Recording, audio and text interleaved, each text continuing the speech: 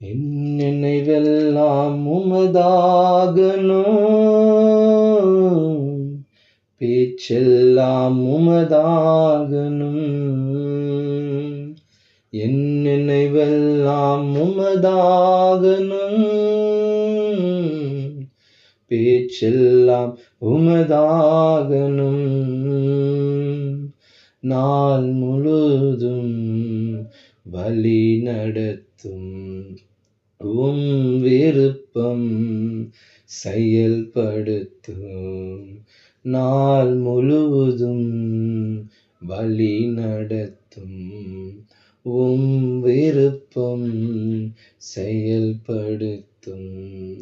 அதிசயம் செய்பவரே, ஆறுதல் நாயகனே, அதிசயம் செய்பவரே, ஆறுதல் நாயகனே, காயம் கட்டும் கர்த்தாவே, காயம் கட்டும் கர்த்தாவே, என் கண்ணீரெல்லாம் துடைப்பவரே, என் கண்ணீரெல்லாம் துடைப்பவரே.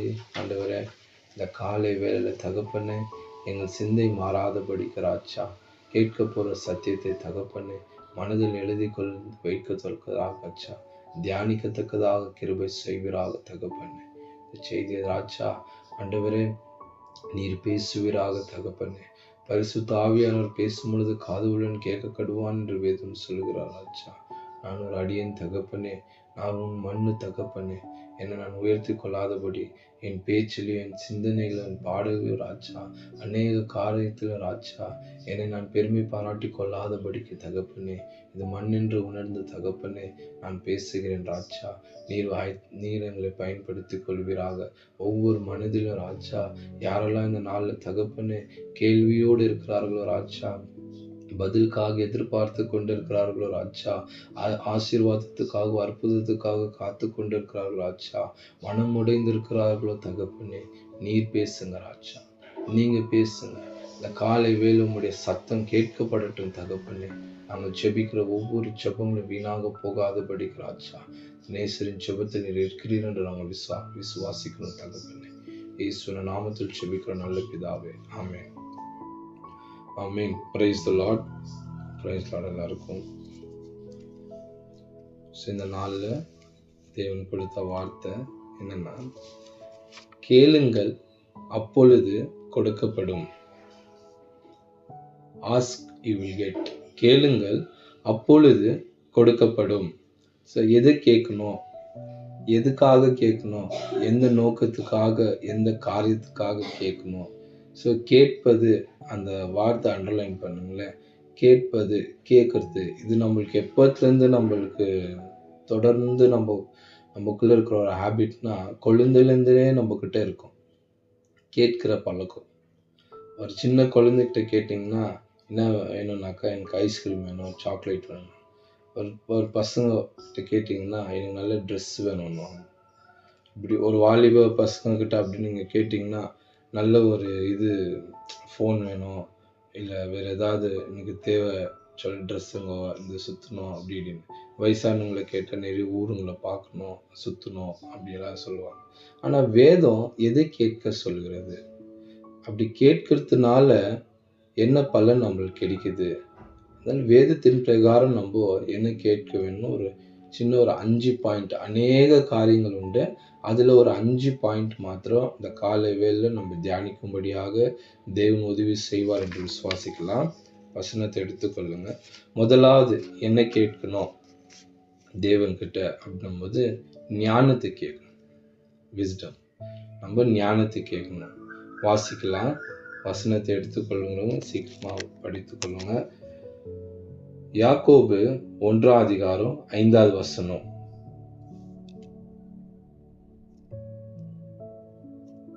நம்ம ரூட் சிஸ்டர் இருக்காங்க.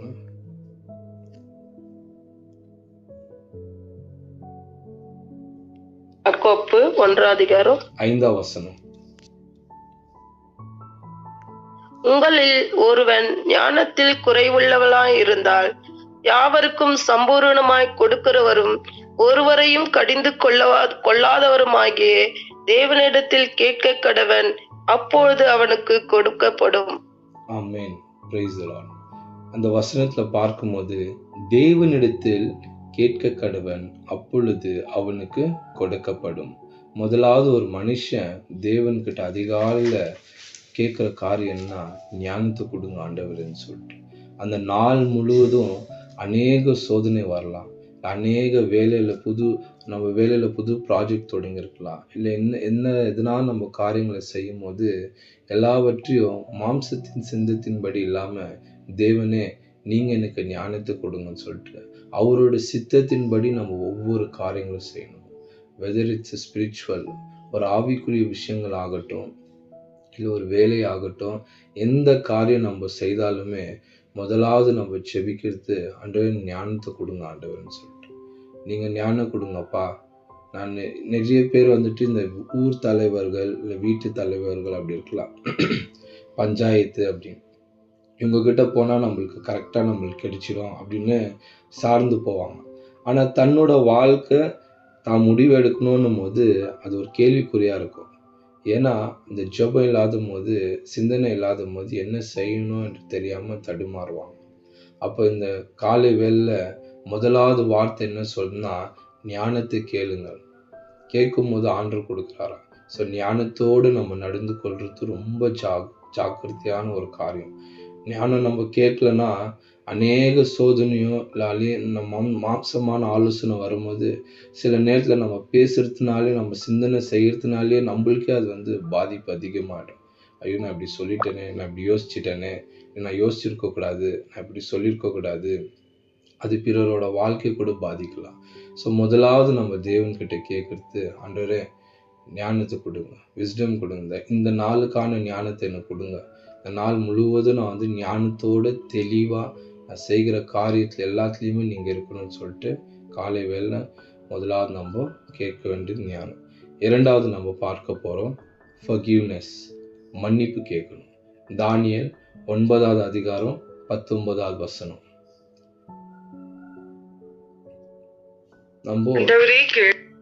ஆண்டவரே மன்னியும், ஆண்டவரே கவனியும், என் தேவனே விடிய நிமித்தமாக அதை தாமதியாமல் செய்யும். உம்முடைய நகரத்துக்கும் உம்முடைய ஜனத்துக்கும் உம்முடைய நாமம் தரிக்கப்பட்டிருக்கிறதே என்றேன். ஆமென். அது முதல் வார்த்தையை நம்ம என்ன பார்க்கிறோம்னா, ஆண்டவரை கேளும், அது மன்னியும், ஆண்டவரே மன்னியும் சொல்லிட்டு வார்த்தை கேட்கணும். இரண்டாவது காரியம் நம்ம என்ன பார்க்கணும்னா மன்னிப்பு கேட்கணும் ஆண்டவர்கிட்ட. நம்ம சில நேரத்தில் மீறுதல் செய்திருக்கலாம், சில நேரத்தில் நம்ம இன்னத்தை நம்ம ஜெபித்தாலுமே ஆப்போசிட் பர்சனோ இல்லை விமர்சனங்களோ இல்லை வேறு எதுனா காரியங்கள் வந்தாலுமே டக்குன்னு நம்ம என்ன பண்ணிடுறோம்னா எதுவுமே யோசிக்காமல் அவங்களுக்கு நம்ம ப்ரூஃப் பண்ணி காட்டணும், நம்ம யாருன்னு அவங்களுக்கு நம்ம காட்டணும், அவங்க நம்ம செய்யணும்னு சொல்லிட்டு சில விஷயங்களை துணிஞ்சு செய்யும் போது அது ஆண்டவருக்கு விரோதமான காரியங்களாக மாறிடும். நம்ம வாயின் வார்த்தைகள் ஆகட்டும், கிரியைகள் ஆகட்டும். ஸோ அதனால நம்ம ரொம்ப கவனமாக இருக்கணும். அது மீறுதல் செஞ்சுட்டு அதுக்கப்புறம் மன்னிப்பு கேட்டால் அதுதான் பெரிய பாவமே. நம்ம ஜெபித்து வசனத்தை படித்து இது தப்புன்னு நம்ம தெரிஞ்சு நம்ம கோவப்படக்கூடாது, வார்த்தையை விட்டுடக்கூடாது, இல்லை நம்ம மற்றவங்களுக்கு ப்ரூஃப் பண்ணி காட்டணும், என் கேரக்டர் இப்படி சொல்லிட்டு நம்ம நினச்சி நம்ம செய்கிற காரியமே அது பெரிய பாவம். அது ஆண்டவர் சொல்கிறார், எதுவுமே நீ செய்யாது, நீ அமைதியார், உனக்காக நான் யுத்தம் பண்ணுறேன்றார் ஆண்டு. நான் உனக்காக அநேக பிளான் வச்சிருக்கிறேன், நான் உனக்காக வேற வச்சிருக்கிறேன். நீ இந்த மாதிரி மாம்ச சிந்தனை உள்ளவங்க அவங்க செய்கிற காரியத்துக்காக நீ அவங்களுக்கு இடம் கொடுத்து அவங்களுக்கு எக்ஸ்பிளைன் பண்ணி உன் லைஃப் நீ வேஸ்ட் பண்ணிக்காது. ஏன்னா அது துணிகரமான செய்கிற ஒரு பாவமாக மாறுகிறது. ஸோ அதனால நம்ம சிந்தனை முதலாவது கேட்கணும். இரண்டாவது நம்ம செய்கிற தப்பிதங்களுக்காக நம்ம ஆண்டவர்கிட்ட மன்னிப்பு கேட்கணும். இனி பாவம் செய்யாதபடி, இனி நான் வார்த்தைகளை விட்டு விடாதபடி. ஏன்னா ஒரு மனுஷனோட கேரக்டரு மாறவே மாறாது. சேஞ்சஸ், வளர்ச்சி அடையும் தவிர இல்லை வளர்ச்சி குறைய தவிர நம்ம போய் இன்னொரு மனுஷனோட கேரக்டரை மாற்றவே முடியாது. அவங்க வந்தால் நம்மளுக்கோஸ்கரம் மாற்றின மாதிரி வந்தால் கூட காட்டிக்கலாம். நான் சேஞ்ச் ஆயிட்டேன், இந்த பழக்கம் சேஞ்ச் ஆயிடுச்சுன்னு சொல்லி. ஆனால் தன்னை அவனாவே அர்ப்பணித்து சில விஷயங்களை வந்து அவாய்ட் பண்ணுறது தான் அவனுக்குள்ள ஆண்டவர் கிரியை செய்ய முடியும். ஸோ அதனால் நம்ம போயிட்டு நம்ம செய்யணும்னாக்கா அது நம்மளுக்கே ரிவர்ஸ் ஆகும். ஸோ 2வது காரியம் நம்ம பார்க்கும்போது மன்னிப்பு கேட்கணும் ஆண்டவர்கிட்ட.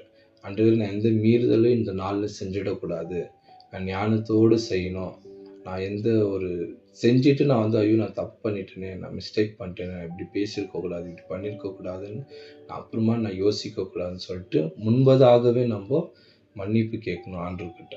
3வது காரியம் வந்துட்டு அத்தியாவசியங்கள், நீட்ஸ், நம்மளோட தேவைகள் ஆண்டவர்கிட்ட கேட்கணும். மத்தேயு 6ஆம் அதிகாரம் 11வது வசனம்.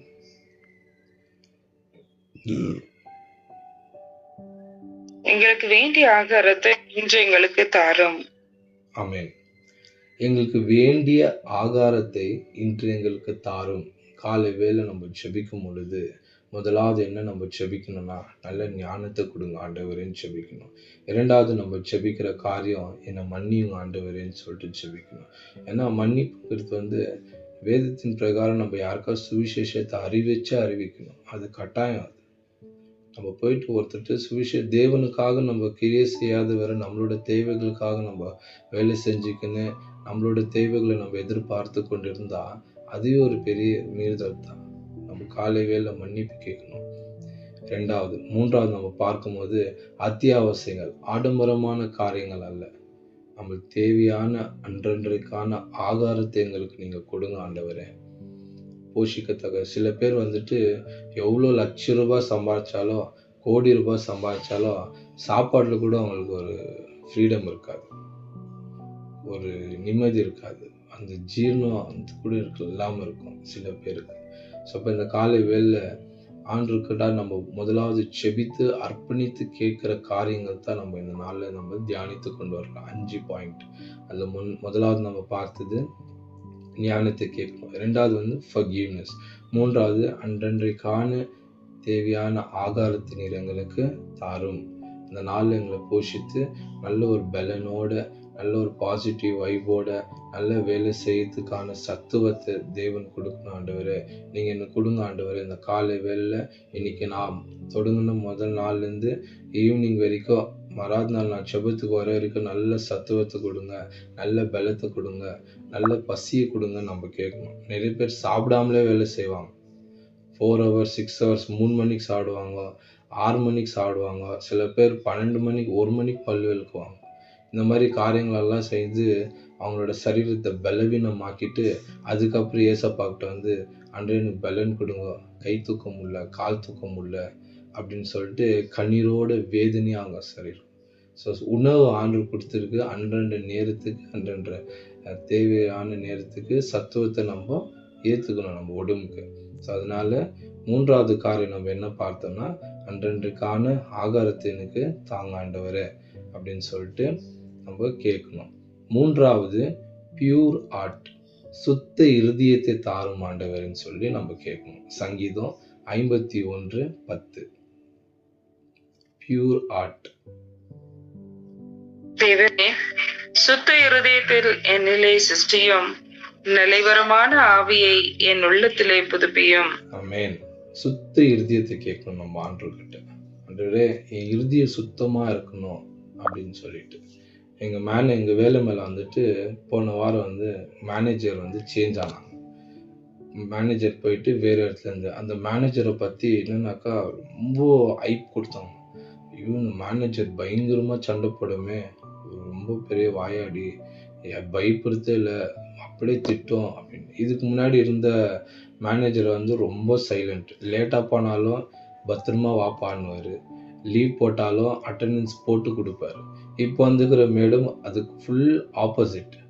அதுக்காக உடனே நான் இதை கவனிச்சு பார்த்தேன். சரியா வரட்டும் பார்த்துக்கலாம் அப்படின்னு நம்ம இருந்தால் கூட எத்தனை விதமான ஒரு சிந்தனைங்க வந்து ஒரு குரூப் உடனே அங்கே குரூப் கேதர் ஆகிட்டு அது வந்துச்சுன்னா இப்படி பேசிடுவேன் நான், அது அந்த மாதிரி சொன்னாங்கன்னா நான் பதிலடி கொடுப்பேன் அப்படின்னு அந்த இருதயத்தில் பருவத்துக்கு முன்பதாகவே கற்பனைகள்னால உருவாக்கப்படுகிற ஒரு கல்லான இருதயமாக மாற்றிக்கிறாங்க. வரத்துக்கு முன்பதாக சில பேர் அப்படிதான் மனுஷனோட கேரக்டர் புரிஞ்சுக்காமலே உடனே மனசை கல்லா பண்ணிப்பாங்க. அவன் பாரு எப்படி பண்றான், தன் தகப்பனே வெறுத்து கல்லா பண்ணிப்பான், தன் தாயை வெறுத்து அவங்க ஒரு சத்ரு போல உணர்ந்து இது பண்ணுவாங்க. ஸோ அப்போ இந்த காலை வேளையில ஆண்டவர் கேட்க சொல்கிற வார்த்தை என்னன்னா, சுத்த இருதயத்தை நம்ம கேட்கணும். Pure heart. நம்ம ஒருத்தர்கிட்ட பேசும்போது நம்ம பேசுற வார்த்தை பிறரை காயப்படுத்திடக்கூடாது. அது ஆறுதலாகவும் இருக்கணும். மறுபடியும் பேசுவாங்களா நம்ம கிட்டன்னு அந்த ஒரு எதிர்பார்ப்பு இருக்கணும். அப்படியாப்பட்ட ஒரு இருதயத்தை தாங்க ஆண்டவர்ன்னு சொல்லிட்டு நம்ம கேட்கணும்.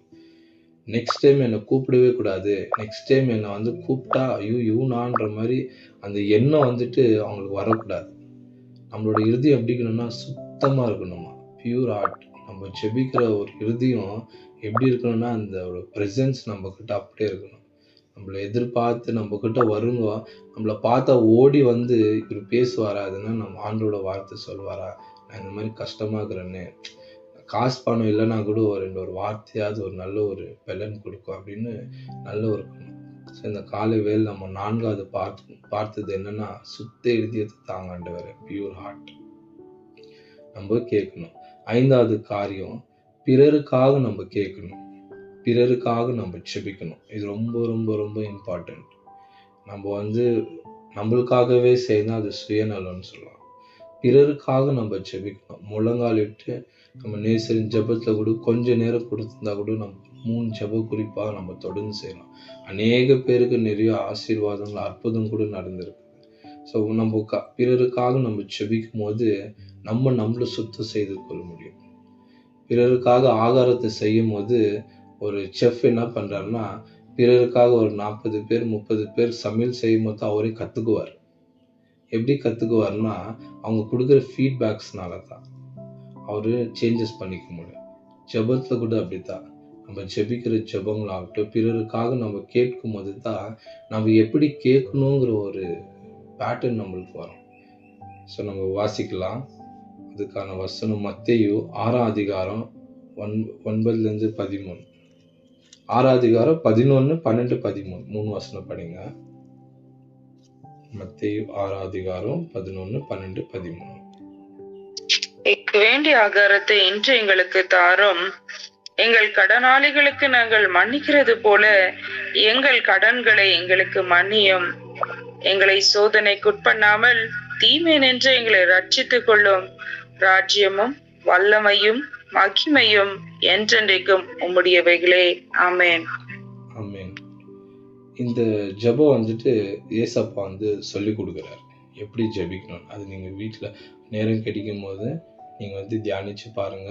மத்தேயு 6ஆம் அதிகாரத்துல நீங்க தியானிச்சு நிற்கும் போது அதுல 9 13 வரைக்கும் நீங்க படிச்சீங்கன்னா கிளீனா ஆண்டு ஒரு ஜெபத்தை சொல்லி கொடுக்குறாரு. அதுல அவர் சொல்லி கொடுத்த ஜெபத்துல நான் ஒரு இடத்துல கூட அங்க இருக்காது. நான் எனக்கு செய்யுங்க, எனக்குன்னு இல்லை. அங்க என்ன வசனம்னா, மறுபடியும் அந்த வசனத்தை படிங்களே, 11, 12, 13. எங்களுக்கு வேண்டிய ஆகாரத்தை இன்று எங்களுக்கு தாரும். எங்கள் கடனாளிகளுக்கு நாங்கள் மன்னிக்கிறது போல எங்கள் கடன்களை எங்களுக்கு மன்னியும். எங்களை சோதனைக்குட்பண்ணாமல் தீமை நின்று எங்களை ரட்சித்துக் கொள்ளும். ராஜ்யமும் வல்லமையும் மகிமையும் என்றென்றைக்கும் உம்முடையவைகளே. ஆமென். எங்களுக்கு எனக்குன்னு இல்லை, ஆண்டு அழகான ஜெபத்தை சொல்லி கொடுக்குறாரு. ஜெபிக்கும் போது கூட ஒவ்வொரு ஸ்டேட்மெண்ட்டும் ஸ்ட்ராங்கா, சீல்டா, கிளீனா, தெளிவா அவர் சொல்லி கொடுத்த காரியங்கள் அப்படியாகுது. என்னோட கடனை நீங்க இது பண்ணுங்கன்றே, எனக்கு வேண்டிய ஆகாரத்தை கொடுங்கன்னு சொல்லிட்டு நீங்க ஜெபிக்க கூடாது. நம்ம எப்பவுமே நம்மளோட சேர்த்துக்கணும். நம்ம இருக்கிற ஒரு 4 பேர் குடும்பத்துல இருந்தாலும் சரி, பிறருக்காக நம்ம ஜெபிக்கும் போது நம்ம சேர்ந்து நம்ம ஜெபிக்கணும். ஆண்டவரே, நான் கஷ்டத்துல இருக்கிற ஆண்டவரே, என் கஷ்டத்தை இன்னைக்கு திடீர்னு ஒரு பணம் தேவைப்படுது, ஆண்டவரே என் பணம் தேவைப்படுது, எனக்கு நீங்க உதவி செய்யுங்க. என்னை போல கூட அநேக பேர் பணம் இந்த நேரத்துல தேவைப்பட்டிருக்க ஆண்டவரே, அவங்களுக்கு உதவி செய்யுங்கன்னு சொல்லிட்டு பிறருக்காக நம்ம அதிகமாக நம்ம ஜெபிக்கணுமா. வேதம் சொல்லுகிறது, அவர் நன்மை செய்யவே உலகத்தை சுற்றி திரிந்தார். இது எப்பவுமே நான் ரிப்பீட் பண்ற வேர்ட். நன்மை செய்யவே அவர் உலகத்தை சுற்றி திரிந்தார். ஓடி போய் நீ சுகமாக வேண்டுமா என்று கேட்டு கேட்டு தொட்டு சுகமாக்குன ஒரு தெய்வம். அநேக தெய்வங்களை நீங்க பார்த்தீங்கன்னா அந்த தெய்வத்துக்கிட்ட ஓடி போவாங்க. எனக்கு இது கொடுங்க அது கொடுங்கன்னு சொல்லிட்டு கொடுத்தாங்கன்னு கூட தெரியாது. ஆனா மனுஷங்களை தேடி வந்த ஒரே ஒரு தெய்வம்னா இயேசு கிறிஸ்துவானவர் தான், நம்முடைய தேவன் தான். அவர் அநேக காயங்கள், அவருக்கு நம்ம முள்முடி கொடுத்து அநேக சாட்டையினால் அடிப்படும் போது கூட அவர் சிலுவையில கூட ஊழியத்தை செய்தார். அங்க கூட சுவிசேஷம் சொல்றார், அங்க கூட ஜெபிக்கிறார். கொஞ்சம் கூட அவர்கிட்ட கசப்பை நம்ம பார்க்கவே முடியாது. நம்ம வேத வசனத்தை பார்க்கும்போது கடினமான இருதயத்தை நம்ம பார்க்க முடியாது. கெட்ட சிந்தனை இருக்காது. ஒரு கல்லான இருதயம் அந்த இடத்துல இருக்காது. கபடற்ற இருதயமான நம்ம இயேசு கிறிஸ்துவான நம்மளுக்கு சொல்லி கொடுத்த ஒவ்வொரு காரியங்களும் அவ்வளோ பியூரா கிறிஸ்டல் கிளியரா நம்மளுக்கு கொடுத்துட்டு போய்கிறார்.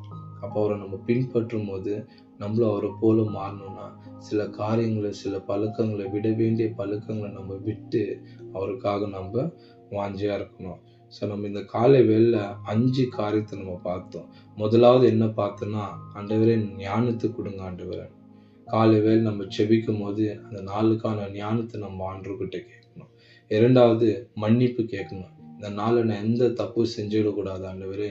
எப்படியாப்பட்ட கேள்விகளோ விமர்சனங்களோ என்னை தப்பாக பேசினா கூட நான் அதுக்கு பதிலடி கொடுக்குறேன் நல்லா சொல்லி நான் எதுவுமே அந்த ஞானத்திலே இருக்கணும். உங்களோட பயபக்தி என் கூட இருக்கணும் ஆண்டவரேன்னு சொல்லி மன்னிப்புக்காக நம்ம ஜெபிக்கணும்.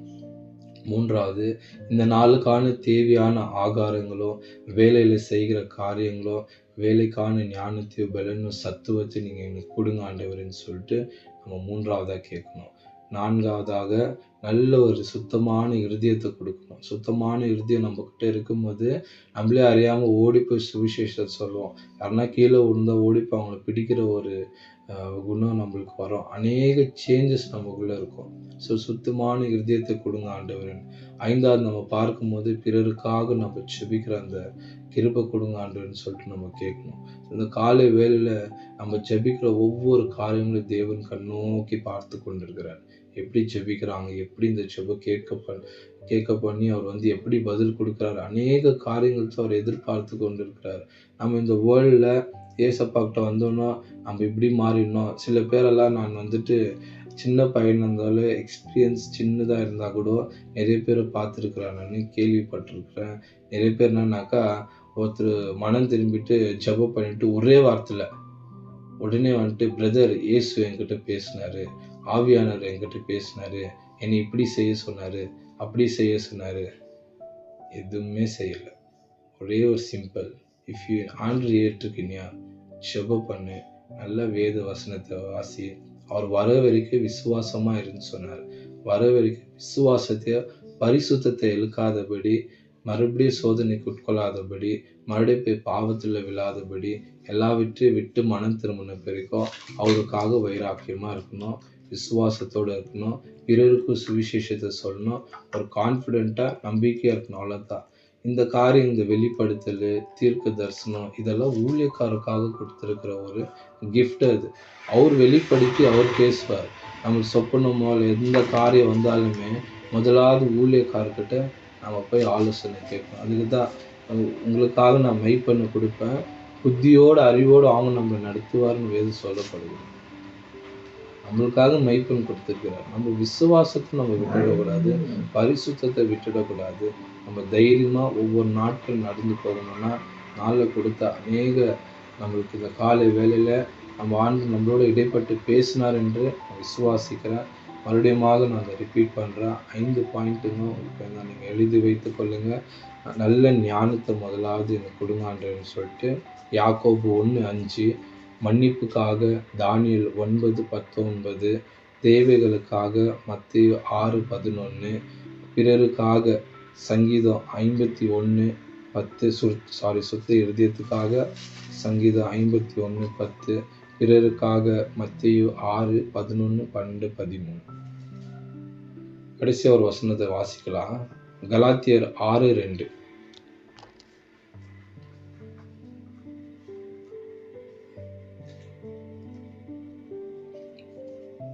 கலாத்தியர் 6:2. கடைசியா ஒரு வசனத்தை வாசிச்சு பாஸ்டர் பாக்கிட்ட கொடுக்கலாம். ஒருவர் ஒருவர் பாரத்தை ஒருவர் சுமந்து இப்படியே கிறிஸ்துவனுடைய பிரமாணத்தை நிறைவேற்றுங்கள். ஆமென். ஒருவர் பாரத்தை ஒருவர் சுமந்து இப்படியே கிறிஸ்துவரை பின்பற்றிருங்கள். ஸோ நம்ம ஒருவரோட பாரத்தை ஒருவர் நம்ம சுமக்கணும்னா ஜெபத்தினால நம்ம தாங்கணும். நம்ம கிட்ட 2 அப்பம் இருந்தால் ஒரு அப்பத்தை கொடுக்கணும். வெறும் நம்ம வேலையெல்லாம் செஞ்சு மாசத்துல தசமபாகம் நம்ம ஆண்டவர் கொடுத்துட்டாக்கா அவ்வளோதான், கடமை முடிஞ்சிச்சு, நம்ம மைண்ட்லேருந்து போயிடுச்சு, இந்த மாதம் நான் கொடுத்துட்டேன் அவ்வளோதான் சொல்லிட்டு நம்ம அப்படி விடுற காரியம் இல்லை. அது தேவனுக்காக கொடுக்கப்படுகிற காரியம். ஆனால் தேவன் உங்களுடைய இருதயத்தை சுத்தப்படுத்தணும். நம்ம கிரியைகளை செய்யணும். Jesus has done field work. அவர் இறங்கி செய்தார் தேவன். அப்போ நம்மளும் பிறருக்காக நம்ம ஏதாவது ஒரு காரியம் நம்ம மாதந்தோறும் செய்து தான் ஆகணும். டெய்லி செய்ய முடியலன்னா கூட மாதத்தில் ஏதாவது ஒன்றாவது நம்ம அர்ப்பணித்து இந்த காரியத்தை நான் செய்யணுன்ற உமக்காக என்று நம்ம செய்து தான் ஆக வேண்டும் ஆலோசனத்தின்படி. ஸோ இந்த நாளில் தேவன் கொடுத்த வார்த்தைக்காக நான் நன்றி செலுத்துகிறேன். உங்களோட இடைப்பட்டார் என்று நான் விசுவாசிக்கிறேன்.